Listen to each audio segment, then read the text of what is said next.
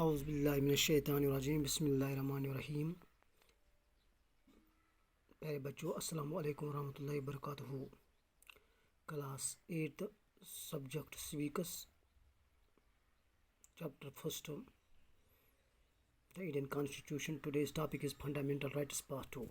پیارے بچوں آج کا جو ہمارا ٹاپک ہے وہ ہے فنڈامنٹل رائٹس. اس کا پارٹ 2 آج ہم پڑھنے جا رہے ہیں. سب سے پہلے رائٹ ٹو فریڈم، یعنی ہر کسی شخص کو آزادی ہے. کس قسم کی آزادی ہے؟ It includes the right to freedom of speech and expression. ہر شخص کو، ہر ناگرکی کو جو بھی دیش میں رہتے ہیں اس کو یہ آزادی ہے کہ وہ بول سکتا ہے، کچھ بھی بول سکتا ہے اور اپنی جو فیلنگس ہیں ان کو باہر نکال سکتا ہے، یعنی اپنے خیالات کا اظہار کر سکتا ہے. یعنی کچھ بولنے کا مطلب یہ نہیں ہے کہ وہ حکومت کے خلاف کوئی غلط یا ملک میں بغاوت اٹھائے، نہیں، بلکہ وہ اس کے بغیر جو بھی اس کے من میں ہے، یعنی وہ اپنے جذبات کا خیال یعنی جذبات کا اظہار کر سکتا ہے. اس کو ہمارا کانسٹیٹیوشن یہ حق دیتا ہے، اور کانسٹیٹیوشن میں یہ لکھا ہے کہ ہر ایک شخص کو جو بھی اس دیش میں رہتا ہے اس کو یہ حق حاصل ہے کہ وہ بول سکتا ہے، وہ اپنے خیال کا اظہار کر سکتا ہے، وہ آواز اٹھا سکتا ہے. اس سے پہلے کہ جب اگر ہم دیکھیں گے کہ جب کانسٹیٹیوشن بننے سے پہلے جو ہمارے نچلے طبقے کے لوگ ہیں وہ کچھ بھی نہیں بول سکتا، یا عورتیں ہیں وہ اپنی آواز نہیں اٹھا سکتے ہیں. جبکہ جب ہمارا ملک آزاد ہوا اس کے بعد جو کانسٹیٹیوشن بنا اس میں یہ لکھا ہے کہ ہر کسی بھی شخص سے، چاہے وہ کس کاسٹ کا ہو، کس دھرم سے تعلق رکھتا ہو، وہ اس کو بولنے کا حق ہے، اس کو اپنی آواز اٹھانے کا حق حاصل ہے، وہ اپنے خیالات کا اظہار کر سکتا ہے.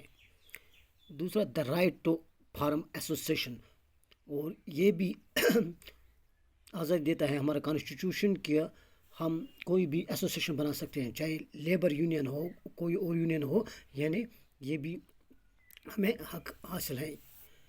کانسٹیٹیوشن یہ حق بھی دیتا ہے کہ آپ کوئی بھی ایسوسیشن بنا سکتے ہیں. The right to move freely and reside in any part of the country, اور اس کے علاوہ ہمارا آئین ہمیں یہ حق بھی دیتا ہے، یہ آزادی بھی دیتا ہے کہ ہم کہیں بھی جا سکتے ہیں اور ملک کے کسی بھی اسٹیٹ میں ہم رہ سکتے ہیں. The right to practice any profession, occupation اور بزنس، اس کے علاوہ ہمارا آئین ہمیں یہ آزادی بھی دیتا ہے کہ ہم کوئی بھی پروفیشن کر سکتے ہیں، کوئی بھی تجارت کر سکتے ہیں، کوئی بھی بزنس کر سکتے ہیں، اس کی بھی ہمیں اجازت ہے. اس کے بعد ہے تیسرا پارٹ رائٹ اگینسٹ ایکسپلوٹیشن، اور ہمارا آئین ہمیں یہ حقوق بھی دیتے ہیں کہ ہم اگر ایکسپلوٹیشن کسی کے ساتھ کوئی بھی زیادتی ہوتی ہے تو اس کے خلاف آواز اٹھا سکتے ہیں. The constitution prohibits human trafficking, ہمارا کانسٹیٹیوشن نے پابندی لگایا ہیومن ٹریفکنگ کہتے ہیں کہ کہیں سے لوگوں کو لاتے ہیں اور ان سے محنت کرواتے ہیں یا ان سے مزدوری کرواتے ہیں. اس پر وہ پروہیبٹ کرتے ہیں، یعنی بین لگاتے ہیں. فورسڈ لیبر پر، یعنی زبردستی کسی کو لاتے ہیں اور ان سے کام کرواتے ہیں زبردستی سے.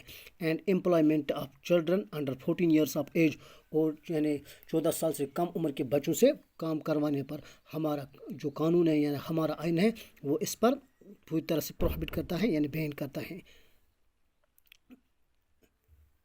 چوتھا part right to freedom of religion, اور چوتھا پوائنٹ یہ ہے کہ یہ آزادی بھی ہمارا کانسٹیٹیوشن ہمیں دیتا ہے کہ ہم کوئی بھی دھرم فالو کر سکتے ہیں، یعنی کوئی بھی ریلیجن ہم فالو کر سکتے ہیں، کسی بھی ریلیجن کا ہم فالو کر سکتے ہیں.